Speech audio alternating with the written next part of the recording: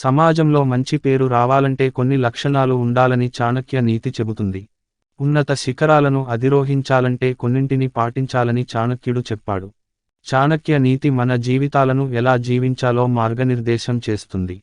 ధర్మాన్ని అనుసరిస్తే జీవితం చాలా సంతోషంగా ఉంటుంది. ఒకరి పాత్ర, ప్రవర్తన సమాజంలో, కుటుంబంలో గౌరవాన్ని కలిగిస్తుంది. జనాలకు పెద్దమనిషిలాగా కనిపిస్తారు. అయితే ఇదంతా మన మంచి హృదయం, నిజాయితీ గల జీవనశైలితోనే సాధ్యం. సమాజంలో గౌరవప్రదంగా జీవించేందుకు మనలోని మంచి లక్షణాలు దోహదపడతాయి. నిజాయితీ, నిష్పక్షపాతం అనేవి మనిషికి ఉండాల్సిన ముఖ్యమైన లక్షణాలు. మనం సరైన మార్గాన్ని అనుసరిస్తే ఎట్టి పరిస్థితుల్లోనూ భయపడాల్సిన అవసరం లేదు. మన ప్రవర్తన మన వ్యక్తిత్వాన్ని సృష్టిస్తుంది. ఆచార్య చాణక్యుడు ఏ గుణాలను కలిగి ఉండాలో చెప్పాడు. అవేంటో చూద్దాం. ఆచార్య చాణక్యుడు ప్రకారం ఒక వ్యక్తి యొక్క అతి ముఖ్యమైన లక్షణం సహనం. కొన్నిసార్లు సహనం ఒక వరం కావచ్చు.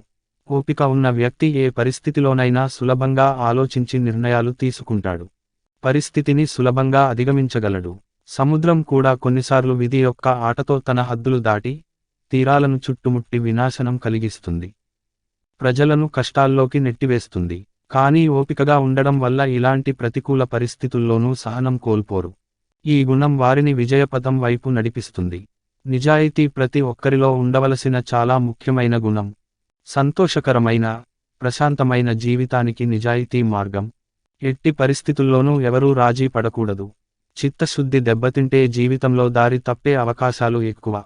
సమాజం కూడా నిజాయితీపరులను గౌరవిస్తుంది. వారి కృషి, అంకితభావం ఆధారంగా విజయం సాధిస్తారు.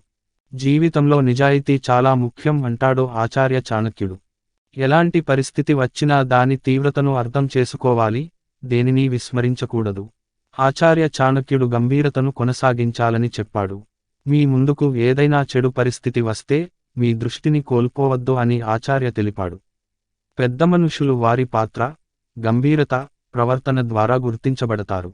తన కుటుంబ బాధ్యతలను నిస్వార్థంగా, సమర్థవంతంగా నిర్వర్తించే వ్యక్తిని సమాజం పెద్దమనిషి అంటుంది. అలాంటి వారికి సమాజంలో మంచి గౌరవం, గుర్తింపు లభిస్తాయని ఆచార్య చాణక్యుడు తెలిపాడు.